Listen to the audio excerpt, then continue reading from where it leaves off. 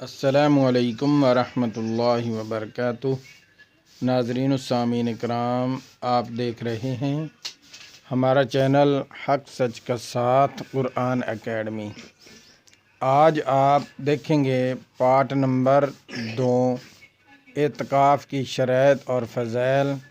مسجد میں اعتکاف 3 طریقے سے کیا جاتا ہے اور اس کے ساتھ بہت ہی خوبصورت یہ بیان ہے، آپ سماعت فرمائیں اور اپنے دلوں کو منور کریں۔ اور میری مؤدبانہ تمام دوستوں سے گزارش ہے کہ جو ہمارے چینل پر نئے دوست آتے ہیں، برائے مہربانی کر کے ہمارے چینل کو سبسکرائب لازمی کر دیں، ویڈیو کو لائک کر دیں اور دوستوں کے ساتھ شیئر کر دیں تاکہ پوری انسانیت اس خوبصورت فوائد سے فائدہ اٹھا سکیں۔ بہت ہی خوبصورت اعتکاف کن طریقوں سے کیا جاتا ہے آپ اس سے معلوم کریں گے، اور ہمیں پتہ بھی ہونا چاہیے کہ اعتکاف کے اندر کیا کیا شرائط ضروری ہیں۔ جب ہمیں پتہ ہوگا تو پھر ہمیں اس کا کامل ثواب ملے گا اور ہماری بخشش کا سبب بنے گا۔ جب بھی اعتکاف کریں تو اس کے جو مسائل ہیں ان کو جان کر پہچان کر اعتکاف کیا کریں، کیونکہ اگر ہمیں اس کا پتہ معلوم نہیں ہوگا تو پھر اعتکاف ٹوٹ جائے گا۔ تو لہٰذا آج آپ اس سے واقف ہو جائیں گے کہ اعتکاف کی کیا کیا شرائط ہیں، مسجد میں اعتکاف کیسے کیا جاتا ہے۔ سماعت فرمائیں۔ شکریہ۔ رمضان المبارک کا مہینہ بہت عظمت والا مہینہ ہے، کوئی پتہ نہیں آئندہ مہینہ آئے گا ہم میں سے کوئی ہو یا نہ ہو۔ ایسے بہت سارے بندے تھے جو پچھلے رمضان المبارک کے اندر ہمارے ساتھ تھے، لیکن آج وہ ہمارے ساتھ نہیں، اپنی قبروں میں چلے گئے۔ تو ایک دن ہم نے بھی اس دنیا کو چھوڑ کر آخرت کا اپنی سفر کرنا ہے، جو ہمیشہ ہمیشہ کا سفر ہے، جو نہ ختم ہونے والا سفر ہے۔ بتاؤ کوئی بندہ کسی نے آ کر بتایا ہو کہ میرے ساتھ وہاں پر یہ گزر رہی ہے، قبر کے حالات یہ ہیں اور میں نے یہ کیا تو میرے ساتھ یہ ہوا؟ کوئی واپس نہیں آیا، کسی نے آ کر بتایا نہیں۔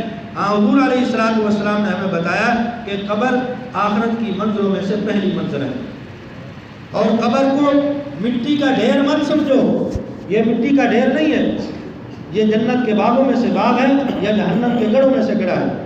ہم تو اپنے میت کو رکھ کر آ جاتے ہیں نا کہ بس اس کے اوپر مٹی ڈالی اور بس آ گئے، اس کی ہڈیاں رول جائیں گی اور اس کو کیڑے مکوڑے کھا جائیں گے۔ نہیں، فرمایا کہ قبر ایک جہان ہے۔ اگر تمہارا بندہ میت تمہاری نیک تھی تو فرمایا کہ قبر اس کو سلام کرتی ہے اور کہتی ہے کہ تیرا آنا مبارک ہو۔ دنیا کے اندر کتنے لوگ میری پیٹھ کے اوپر چلتے تھے، سب سے عزت والا تو تھا، سب سے اچھا تو مجھے لگتا تھا، آج تو میرے اندر آیا ہے، دیکھ میں تیرے ساتھ کتنا اچھا سلوک کرتی ہوں۔ حضور علیہ السلام نے فرمایا اس کی قبر اتنی کھل جاتی ہے جہاں تک اس کی نگاہ جاتی ہے۔ سبحان اللہ۔ اور اللہ والوں کی قبروں کو لوگوں نے دیکھا ہے۔ ایک شاعر گزرے ہیں قریب زمانے کے اندر، ان کی شکل کوئی اتنی اچھی نہیں تھی، کمتر خان محمد کمتر ان کا نام تھا۔ انہوں نے حضور علیہ السلام کی بڑی شان بیان کی ہے، اکثر نعت خواہوں کا کلام پڑھتے ہیں۔ وہ ایسے تھے جیسے حبشی ہوتے ہیں، بڑے بڑے ہوں، کوئی اتنا سانولا رنگ کا۔ تو فرمایا کہ جب وہ فوت ہوئے نا تو ان کو قبر کے اندر رکھنے لگے تو لوگوں نے اپنی نظر سے دیکھا کہ ان کی قبر کھل گئی۔ سبحان اللہ۔ ساری زندگی حضور علیہ السلام کی شان بیان کی اور اپنے قلم کے ساتھ حضور کی شان لکھی۔ لوگوں نے دیکھا کہ قبر کے اندر رکھا تو قبر کھل گئی ہے، تو فرمایا قبر کہتی ہے تیرا آنا مبارک ہو، اور جو گنہگار ہوتا ہے اس کو قبر کہتی ہے کہ تیرا آنا نامبارک ہو، تو ذلیل تھا، برا تھا، جتنے لوگ میری پیٹھ کے اوپر چلتے تھے سب سے گندا تو مجھے لگتا تھا، آج تو میرے اندر آیا، دیکھ میں تیرے ساتھ کیا سلوک کرتی ہوں۔ حضور علیہ السلام نے فرمایا کہ قبر اتنی تنگ ہو جاتی ہے کہ اس کی پسلیاں ایسے ایک دوسرے کے اندر آ کر ٹوٹ جاتی ہیں۔ قبر یہ پہلی منزل ہے فرمایا، اور قبر اتنی تنگ ہو جاتی ہے اس کے لیے، ایسے بچھو سانپ آتے ہیں۔ فرمایا کہ وہ سانپ ایسا آتا ہے اگر ایک سانس آ کر دنیا کے اندر وہ سانپ لے دے تو 100 سال تک یہ سبزہ جو ہے یہ دنیا کے اندر نہ ہو۔ ایسا سانپ ہے جو مسلط کیا جاتا ہے اس مردے کے اوپر، جو اللہ کا نافرمان، اللہ کے نبی کا نافرمان، جو نماز نہیں پڑھتا، نماز کو چھوڑتا ہے اور رمضان مبارک کی قدر کوئی نہیں، حضور علیہ السلام کے حکموں کو توڑتا ہے، تو میرے بھائی یہ قبر کے اندر سب نے ہم نے جانا ہے، اور یہ پتہ ہی نہیں کہ قبر نصیب ہوگی یا نہیں۔ اس کو پتہ ہے کہ مجھے کہاں موت آئے گی، کس حالت کے اندر موت آئے گی، کیسے میں مروں گا۔ تو میرے بھائی یہ فکر کی بات ہے۔ رمضان مبارک کا مہینہ ہے، قرآن والا مہینہ ہے، قرآن پڑھو، قرآن کے ساتھ تعلق بڑھاؤ۔ یہ قرآن ایسی کتاب ہے، فرمایا کہ دنیا کے اندر تیرے سارے رشتے ٹوٹ جائیں گے، سارے تجھے چھوڑ جائیں گے، تیرے بہن بھائی سب تجھے چھوڑ جائیں گے، یہ سارے کے سارے جو ہیں یہ تیرے ساتھ جو ہے وہ ساتھ تیرا نہیں دیں گے، بے وفا ہیں۔ اور فرمایا کہ اللہ کا کلام وفادار ہے، یہ تجھے چھوڑے گا نہیں، اس کے ساتھ تعلق تو بنا۔ خود قرآن کہتا ہے، اللہ کا قرآن کہتا ہے، اے مسلمان میرے ساتھ دل لگا، میرے ساتھ جو ہے یاری لگا، مجھے پڑھ، میری تلاوت کر۔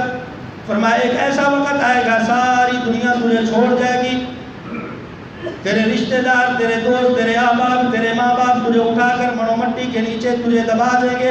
اللہ کا قرآن کہتا ہے، اے مسلمان اگر تو نے میرے ساتھ یاری لگائی، میرے ساتھ وفا کی، مجھے دل کے اندر تو نے رکھا، مجھے سینے میں سجایا، اللہ کا قرآن کہتا ہے جب ساری دنیا تجھے چھوڑ جائے گی اس وقت بھی میں تیرے ساتھ وفاداری کروں گا۔ سبحان اللہ۔ صرف قبر کے اندر نہیں، اللہ کا قرآن کہتا ہے، حضور علیہ السلام نے فرمایا القرآن حجت لک او علیک، فرمایا کل قیامت کا دن ہوگا، میدان معاشر لگا ہوا ہوگا، اللہ رب العزت کی ذات جو ہے جلال کے اندر ہوگی، لوگ پریشانی کے عالم میں ہوں گے، اللہ کا قرآن اس وقت بھی بعض لوگوں کے لیے سفارش کرے گا۔ اللہ کا قرآن کہے گا، اے اللہ یہ وہ لوگ ہیں جنہوں نے دنیا کے اندر میری تلاوت کی، لوگ آرام سے سو رہے ہوتے تھے، یہ تراویحوں کے اندر میری تلاوت کر رہے ہوتے تھے، لوگ تہجد وقت کے وقت سو رہے ہوتے تھے، یہ میری تلاوت کیا کرتے تھے، لوگ آرام کر رہے ہوتے تھے، یہ میری تلاوت کیا کرتے تھے، لوگ نرم بستروں کے اوپر سو رہے ہوتے تھے، اے اللہ یہ میری تلاوت کیا کرتے تھے، دنیا کے اندر ان لوگوں نے مجھے نہیں چھوڑا، اے اللہ آج میں سفارش کرتا ہوں، میں تیرا کلام ہوں، اے اللہ میری سفارش کی وجہ سے ان لوگوں کو جنت کا حقدار بنا دے۔ سبحان اللہ۔ میں اس کلام کی وجہ سے اللہ رب العزت ان لوگوں کو جنت کا حقدار بنائے گا۔ سبحان اللہ۔ آج ہم نے قرآن کو چھوڑ دیا، گھروں کے اندر قرآن موجود ہے، کبھی کسی نے اٹھا کر قرآن کی زیارت نہیں کی، قرآن کو پڑھا نہیں ہے۔ میرے بھائی دنیا کے اندر نبیوں کو کتابیں تو ملی ہیں، کسی کو اللہ کا کلام نہیں ملا، کتابیں ملی، آج وہ اپنی اصلی شکل کے اندر بھی نہیں ہے، ختم ہو گئی ہیں، لیکن اللہ نے اپنا کلام حضور علیہ السلام کو دیا، اور حضور علیہ السلام نے صحابہ تک پہنچایا، اور پھر صحابہ نے بڑی محنت کے ساتھ زندگیاں وقف کر کے یہ کلام ہم تک پہنچایا، اور آج ہم نے اس قرآن کی قدر نہیں کی، آج ہم نے اس قرآن کو پڑھا نہیں۔ تو میرے بھائی گزارش ہے آپ حضرات سے، اس رمضان کی اور قرآن کی آپس کے اندر بڑی جاری ہے، اس قرآن کا اور رمضان کا بڑا تعلق ہے۔ اللہ تعالیٰ تو اس لیے آپ حضرات سے گزارش ہے کہ رمضان مبارک کے اندر قرآن کی تلاوت زیادہ سے زیادہ قرآن کی تلاوت کریں۔ یہ کہہ رہے تھے کہ فطرانہ کے بارے میں بھی بتا دیں، تو رمضان مبارک کے اندر فطرانہ ہم دیتے ہیں، تو فطرانہ کی جو ہے رقم بنتی ہے، جو اس سال علماء نے اس کا اعلان کیا، وہ تقریباً 250 ہے، 250 روپے۔ 2 کلو اگر کوئی گندم دینا چاہے تو 2 کلو گندم دے سکتا ہے، اگر کوئی پیسے دینا چاہے تو 250 روپے۔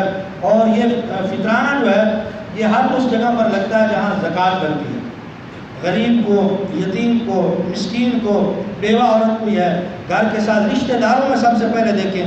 ہم لوگ اکثر پتہ کیا کرتے ہیں، ہم صدقہ خیرات بھی کرتے ہیں تو وہ بھی وہاں کرتے ہیں جہاں لوگ واہ واہ کریں اور کہیں کہ جناب اس نے اتنا خرچ کر دی، اتنی دیگیں پکا دی، تو یہ غلط طریقہ ہے، یہ قابل قبول نہیں اللہ کے ہاں۔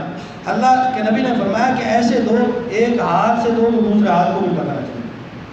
سب سے پہلے رشتہ داروں کے اندر دیکھنا ہے، رشتہ داروں میں کوئی بیوہ ہے، غریب ہے، یتیم ہے، مسکین ہے، تو ایسے دیں، ایسی چیز لے کر دیں، اس طریقہ سے دیں کہ اس کو یہ بھی محسوس نہ ہو کہ اس نے مجھے فطرانہ دیا یا اس نے مجھے زکوٰۃ دی ہے، تاکہ وہ شرمندہ نہ ہو۔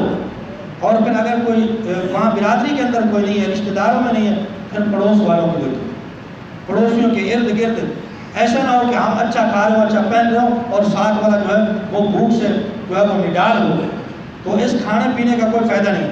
اور پھر اس کے بعد آپ مدرسے کو بھی دے سکتے ہیں، مسجد کو فطرانہ نہیں لگتا، مدرسے کو آپ دے سکتے ہیں، یتیم بیوہ کو آپ دے سکتے ہیں، تو مذہبی جماعتوں کو بھی دے سکتے ہیں جو ہماری حفاظت، دین کی حفاظت کر رہی ہیں۔